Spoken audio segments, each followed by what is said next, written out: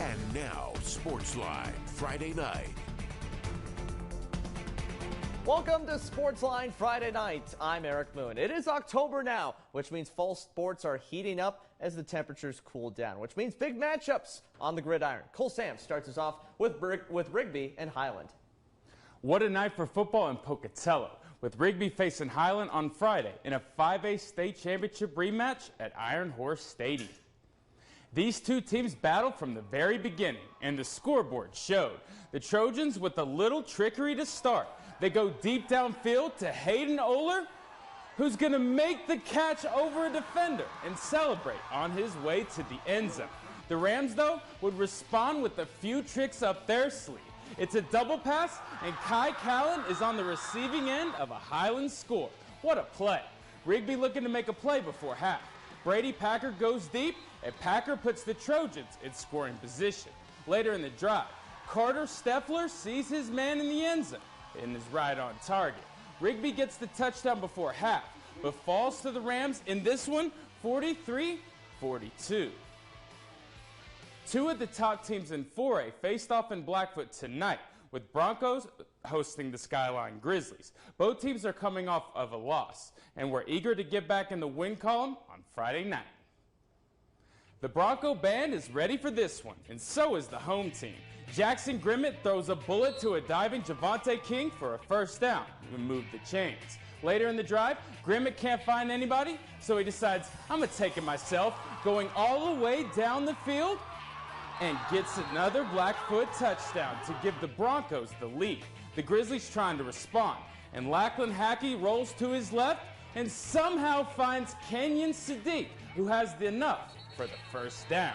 The Grizzlies trying to cap off the drive, and Abron Silverio would help do the trick, scoring another touchdown for Skyline and helping lead the Grizzlies to a 28-21 victory over Blackfoot.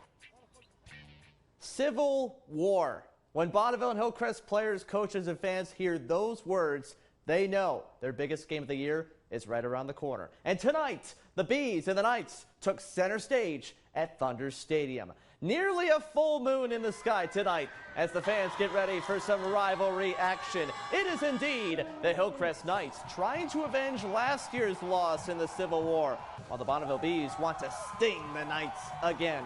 First quarter, you're going to want to see this play. Crew Howell heaves it for Anthem Dalkey. That is 2 feet down and a touchdown. Oh my! Take another look. That is a top play nominee next week. How did he get those sure. in, man? I don't know how he did it, but hold the phone because Hillcrest has a great play of its own up its sleeve. Connor Payne brings the pain with a 71-yard punt return TD. Knights tie it up at 7. That was the score at the half, and on a Thomas Ensley field goal in the final seconds, Hillcrest wins the Civil War 16-14. After starting the season 0-3, the Shelley Russets are red hot. They have won 3 straight and they are unbeaten in conference play, but the Idaho Falls Tigers wanted to halt the Russets in their tracks. There are the Russets marching onto the gridiron as Idaho Falls gears up for battle on the turf. After 2 failed 4th downs for the Tigers, Kaden Johnson says adios to the Idaho Falls defense. A 53-yard house call gives Shelley the 7-0 lead. Next Tiger possession, Peter Molino tries to get IF back in it, and he does it by making some moves up the field. Whoop! That's a 25-yard gain for a first down. But on the very next play, Bradley Ellison tosses it to Parker Elliott on the screen, but the ball pops free on the hit, and Tegan Ullman has the recovery. Big takeaway for the Russets, and Shelley wins its 4th straight game, 28-7. A showdown in 3A was in store in St. Anthony, with Teton taking on South Fremont. Both teams came in with a combined 11-1 record, so you know we would see a show. First quarter, Cougars inside the 5, handoff to Hunter Hobbs, and he's going to push it over the goal line to score 6, and the PAT is no good, 6-0. Teton with the ball and hands off to Thomas Husenvelt, and he goes around to the right side for a first down inside the 40. Next, Jack Nelson is going to find Husenvelt open, and he runs it in for the touchdown. Teton up 7-6. Now second quarter, and South Fremont inside the 5. A handoff to Hobbs again. And he's going to get into the end zone with a 2-point conversion.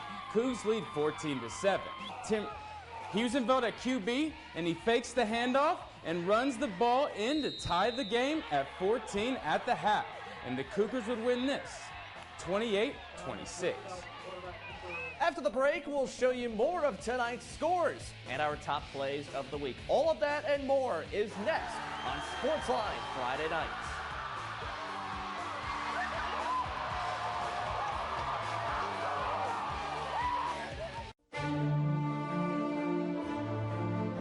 Joe Biden's open borders have threatened our neighborhoods and our children's safety.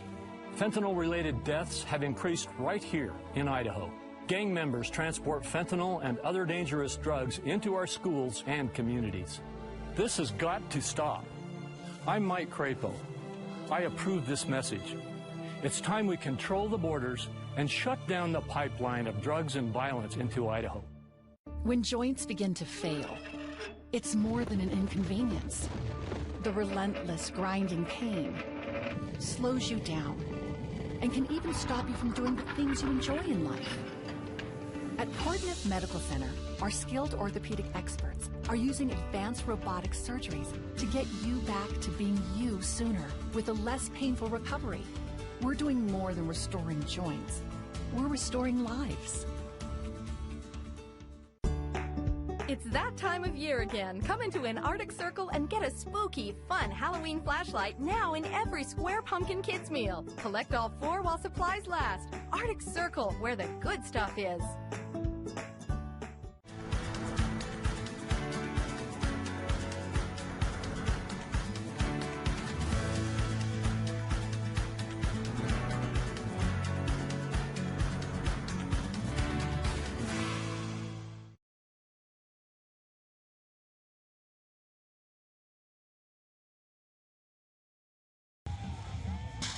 Welcome back. It's time for some 8-man football. WaterSprings hosted North Gem in conference play. Drew Plocker under center for the Warriors. He was all over the place getting yardage. That is a 33-yard gain for a first down going down the sideline into the red zone. 2 plays later, Peyton West finds Paydirt to cap a 4-play, 65-yard opening drive. 8-0 WaterSprings. Next Warrior possession. Plocker will keep it this time, and he dives in for the touchdown right here, and a 16-0 first quarter lead for WaterSprings. Warriors go on to win it 42-0. And we head to some scores now. 3A District 5 conference play got underway tonight, and Snake River gets the win over Marsh Valley, 35-14.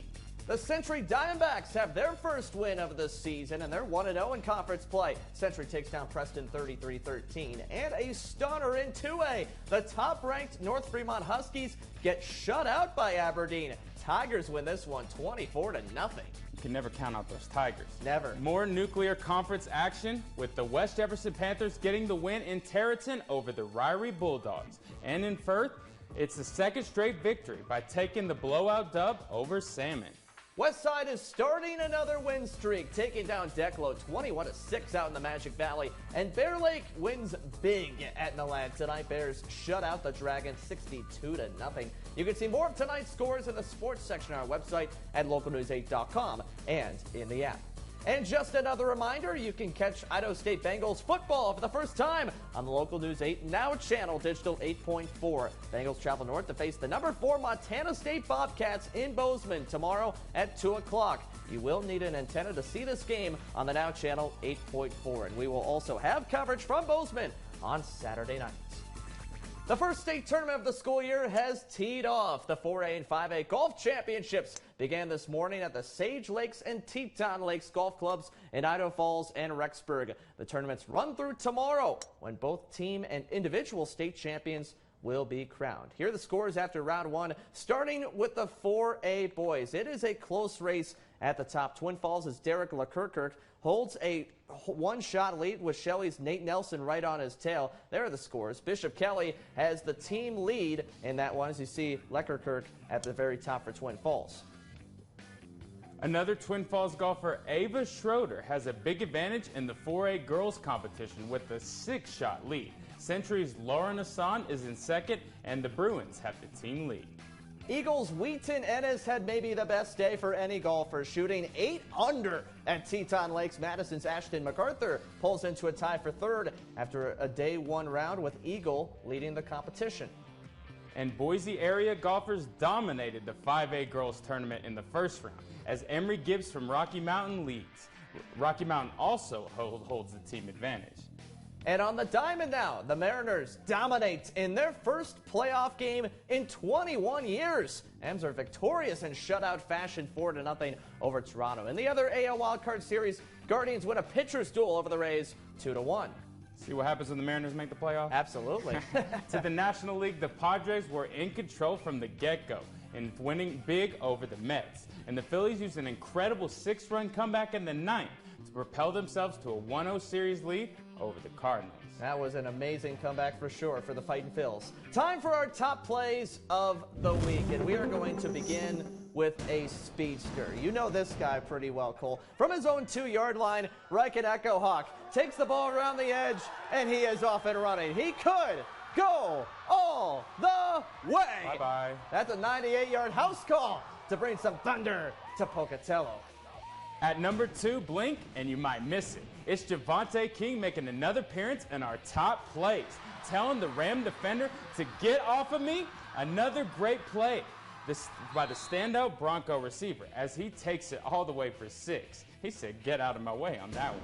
And he isn't the only wideout making big plays in the high country. At number 1, Kenyon Sadiq.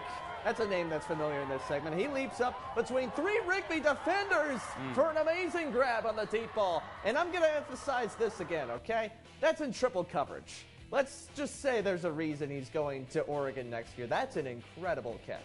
Does Oregon have a baseball team? I think maybe a center fielder making that type of catch. Covering that kind of ground? That's, I know, right? That's pretty good.